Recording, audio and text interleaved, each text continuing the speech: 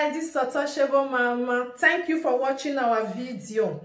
Thank you for being there for us. Please do not forget to share with your friends and press the notification button. Also follow us on Facebook, Untouchable Mama page. You can also see me on Untouchable Mama backup page. We are there for you. Thank you for being there. Thank you, one love. I appreciate each and everyone. Bye.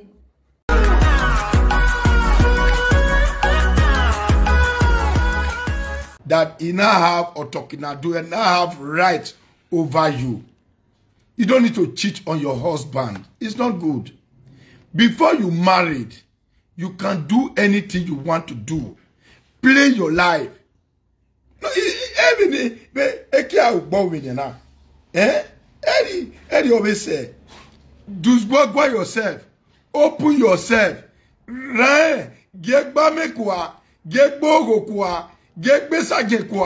Do what you can do. If you are not if you want to marry and you not see the right man of your choice, what do you have to do? You submit yourself. Submit yourself to your husband. Because you have done that thing. This time, you know what is husband? Husband is like a child. It's like your baby. Your baby you produce. Your baby you make. That is your husband. Women always take their husband like a child. Like their children. Sometimes you feed your husband. Those breasts that your mother, the mother was giving to your husband. Now you is not dedicated that you can give your breast to your husband. Some men like to, you know, all men does that. Maybe where. I know imagine that if you were, imagine a baby wa. So when we accept a baby anywhere, is not your husband. You treat your baby. When you're white, you when we be uri and one now magbano na always bonny. So when we or the kira or you when we are on agile we in your vision why you my side. Who will abuse you when who will abuse your husband in it? Who will abuse your family? You don't have a dignity. You have a mother. Despite where umeje, despite umera umeje. Mommy egwi uyemeje umera. Ubengwegi meje iju wena do mi gbonuna enwe una e20k na bia iwo bo nya do mi egbenwe una. How would you feel? What feel where a down now we are here? Yeah, we are you in here and I didn't have a party. Atawe, why a sergeant power yaki. A state done where you giana. Eh? A state where I Jewuna, Jennifer no soon wagmo, Jennifer no low and Jennifer no good your woga. A state where you give na. Why it when again are here? If you wear, you're not a party. Our we are, don't make a trust here. No, or do I tell he Jimmy? Oh, Jennifer, no, never I will be. I don't wear a recoy. You might take your tea and all to be no sense in.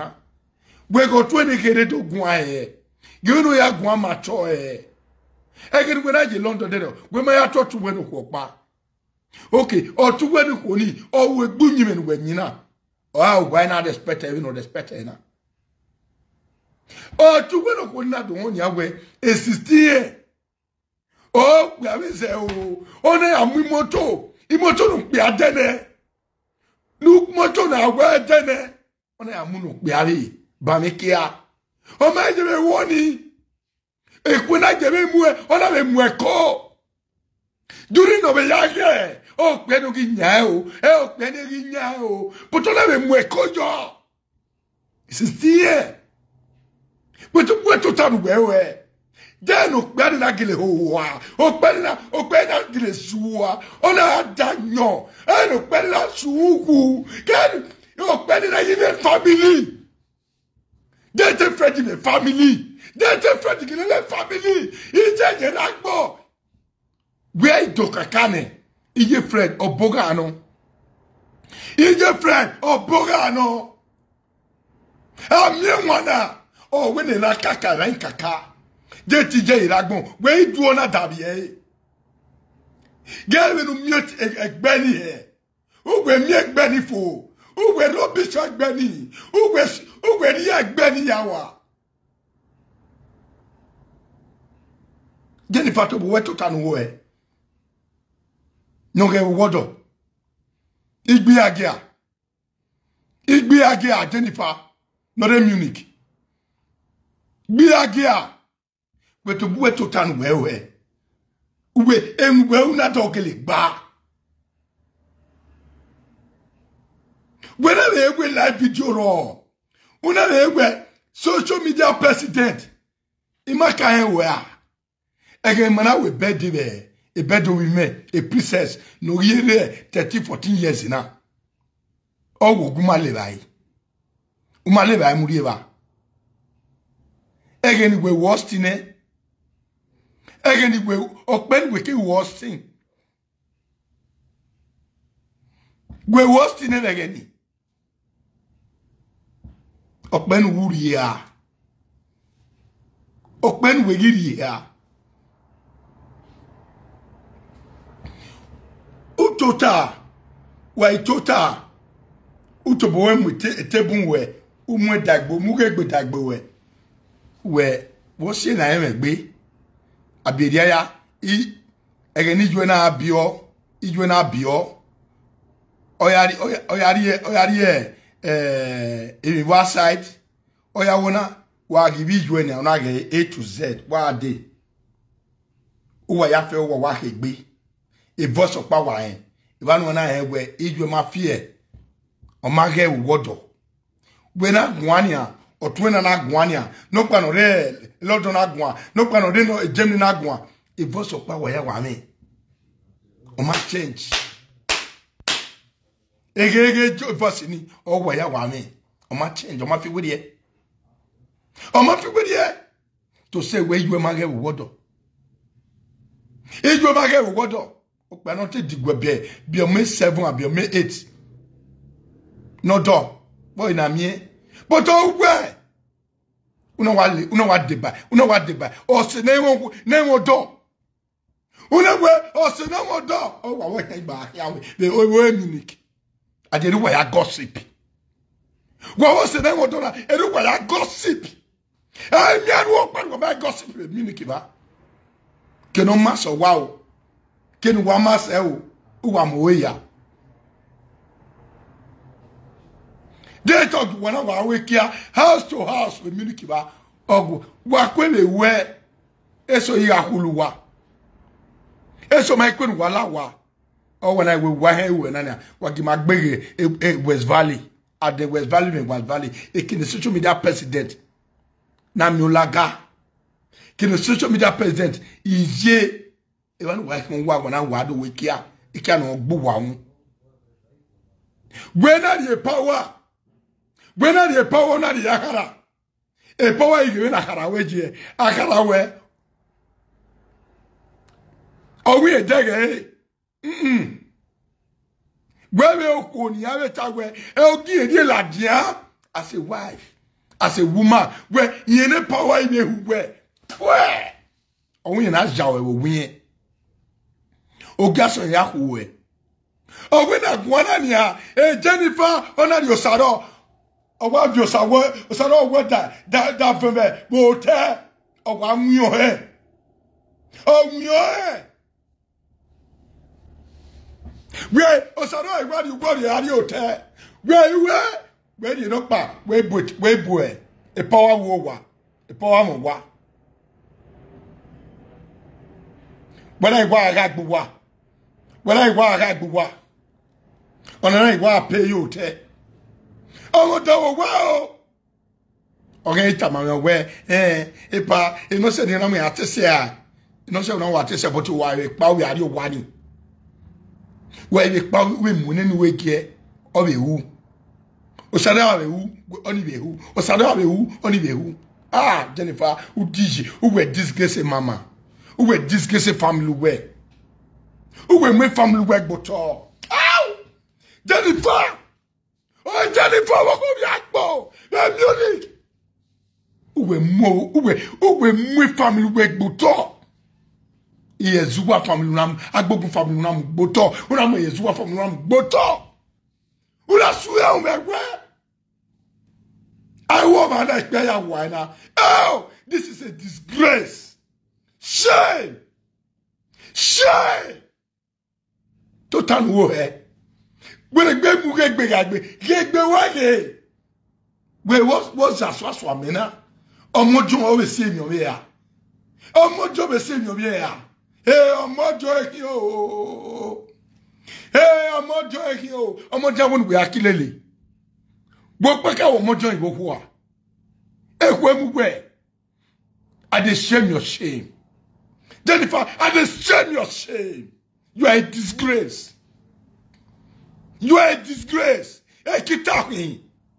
ekita wo oh Jennifer uwe owo da onuwe woni bi ya ge weni a ani bi weni ne no bie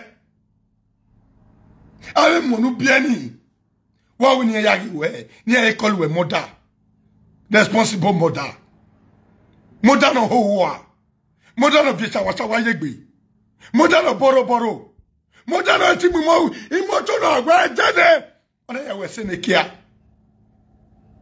God gay Iju wewe boy Jennifer. Iju wewe boni. Ona je enye wana ya akmo mese ya. Iju wewe. We ma ba to nekede. We ma ba to nekede na bielu atatobo. Na che Sandra. We ma miyo. Wo ya me gbo ni gon wege ni. Eme wana bia no ge. Okpera no gire France. Iru wa mu egume. We otenere akobe yama gobiere total wodo when we mwe itoge imoni ise niwe etebun we wa we dey I we tebun we akobe yama get total wodo but that akobe ya no ma get total wodo akobe ya ijola agmo yibe de na egeno na lelu we ya oye upen owe da na ke boro ona si wani we imina dani etemina ego logoma ni eteje emi ya ni eteje to salobo yi yi ohun ina do dega agbon o lo kan ki le sofa o ki le gbina ni gbe o pe ye o pe ameke veri o ko meke veri o oboma ma gbugbe na mi opia no ri ewe yin wa sawore uwe ye gbigbi agia uwe we che pampo yemedie o gbigbi agia okbia na no wi akpo na ona do ri ewe yen o gbigbi agia ni re tro man we je party oge no na mi we minute efe oni wune awe ogbei awe ogbei awo ogboni ireba ebe na tama me no odi kunwe jodu na de kunwe we na ga tama ona ga yiyo can you pay my madam that brought me to abroad if you can pay my madam I will marry you and I will don't worry consider it done genia or not pay madam we no pay madam we go igbe aga no ma hafo ona do iPhone we go wuja kian ge wuja kian some paper ge wuja kian ogbe poto ge wuja kian dano ge wuja kian ogu ge wuja kian mortuary woto ge wuja kian no yo le bai ke no le bai ge ogi kwa so ogi kwa yeke ogi kwa na opia we te wa we no amere wa pa wade we ya gbe 3 days we party 3 days a party. Wari wodo Jennifer. Wage ke wa de you se be de. Jennifer go here agbu e. Jennifer to asu ubu. Jennifer to ala kan te do de. Jennifer e mo de ya nu biele ni. No go pare wo e ya agulo yo wa o. Oge Freddy, e ya oge Freddy, e ya fe e diakon ya. Oge mare nu biele nu do vela wani e ya agulo yo wa o Jennifer. Jennifer ni we sakon. Jennifer, où est notre Dieu qui arrive? Jennifer, on va combien Jennifer, on va combien on assume que vous êtes un quoi.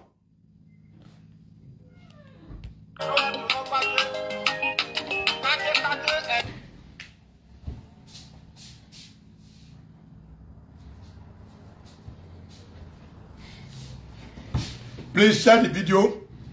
Madok be video rima. Madok be all those message. Please share the video. Share the video. Tion guare wa imio and then yabik be ma wa down evening tion no kota. But EJ Jennifer mommy EJ I will tell you my boy day. That's the truth. At your woman, I will bow day. My baby, we are near water, una near night. You could not denny. Oh, we're not John Hina. When we day, Agmogbe, any siosa, or Yado Ja, or anywhere my gue, no, the word away. Or Yado few bogbe you do. Is you have it, yea. Who have it, yea, where you met. And yagio. Again, I guess and that book, Oteya noa. Oteya noe. Oteya noe. Or go secretly guan. Or boo or dick. Or boo or dick, no boo or day. Eka we hero what the bottom ain't being. Or any bay. A garlic, mamma go home for the first time. Or bien a garlic. Or bien a garlic. What you? No devil we bona. We are Jawepo, Yajawepo, on a garlic on the hontion. Ben I had Megua, I never. But O Dereva, on that by Mary. Agbo yo. Tell to go pass a Daniel Ania, Nuja Daniel, no beg again, eh? No, I expect you in no. I bet you Freddy Gicky Wawa. Freddy near me a ban of no guy your people a ban of. No guy your people a Freddy no colleague a ban of. The police wouldn't worry. Now, whoa.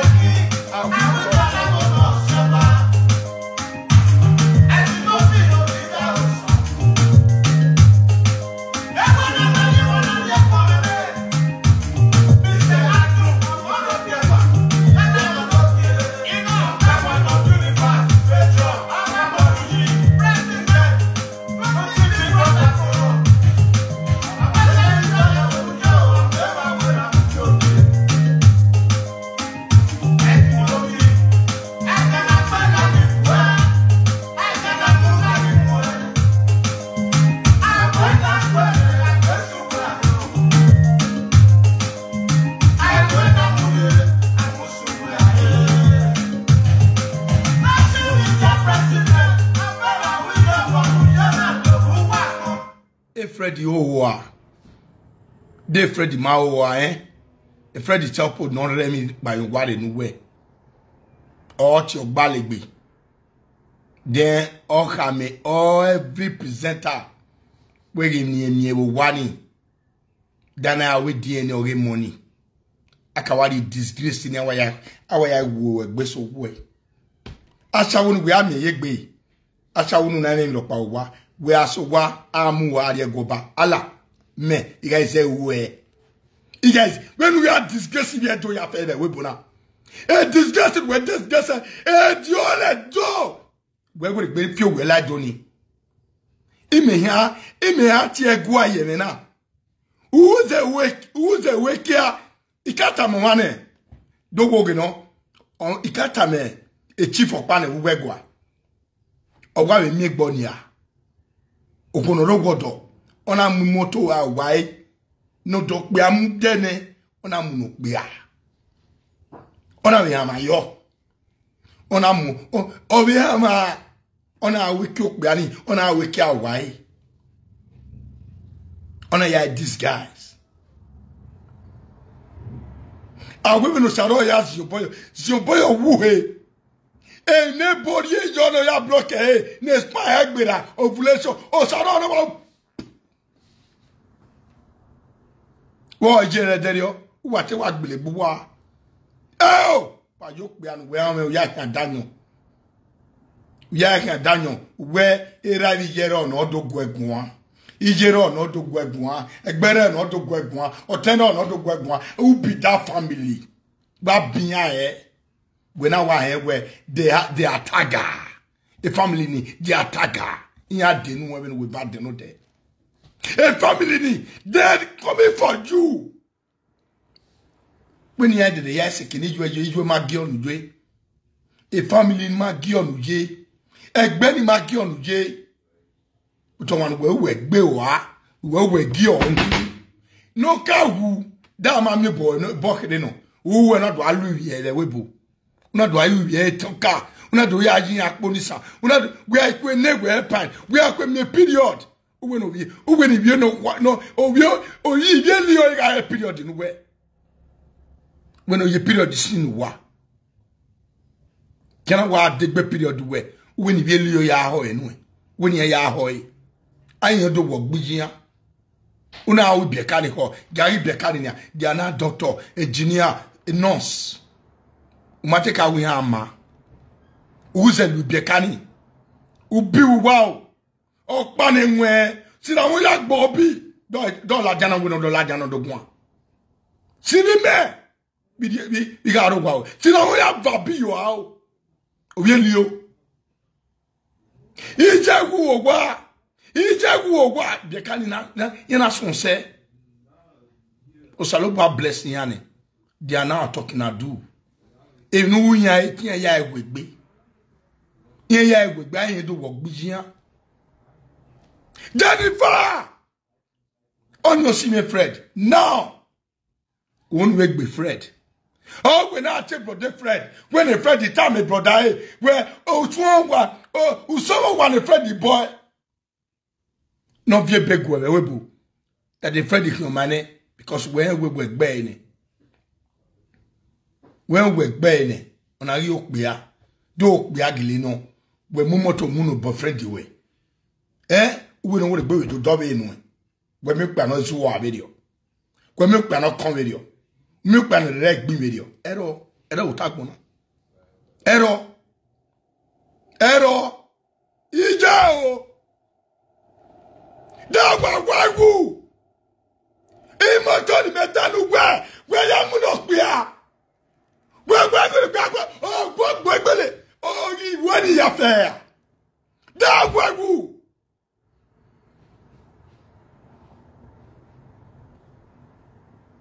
Oiwe, na igbezuwa. Because umwayone angu. Umwe period neno angu. Wa wakbu ya yemi we no won. Onna do hie no iyo. Ikino na live August nada. Awo wa mwekia. Or was a Levi, oh, wait, a year one with Cadec and Naliva. Yet to boy now, you know, confess a yak bena.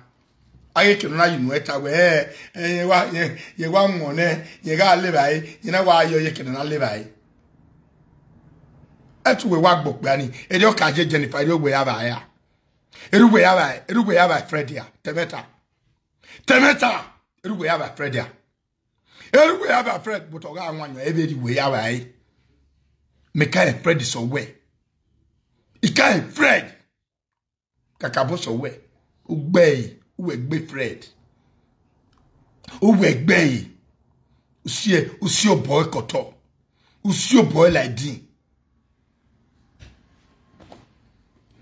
Eri o ma ya yin. Wa ugbe kuno ro wodo. Oh, kuno ro wodo. Wa pa jare a. Wa ni bi edo wana do anyi ma to si na e. Nyi no gbohun e na e. Nyi no magba na e. Wani bi edoso wo sunu na yi we no we no we bo we awe dakihia we bo no gugbo wagbon no we sun wagbon no lo ko ma lawa gbe wagbon imiti wa ya deba okuro no wodo mo miti gbo okuro no wodo ore miti na te kamu he eku emu gwa ara gwi a wa satonia iko no wodo nya miti oh, go where I want to my meeting ball. Or a meeting. I shall want to hear. Fear here. Go bo white down ye. I go.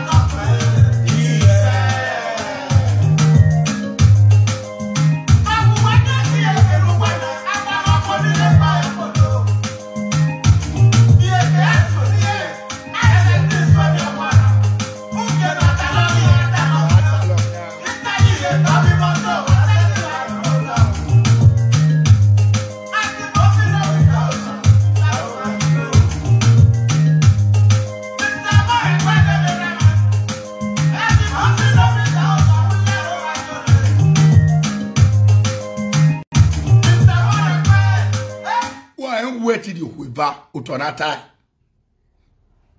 Why waited you quiver, Utonata? And you do not be poor, Umufwa, you do not be poor, Umufwa, you do not be poor, Umufwa. On the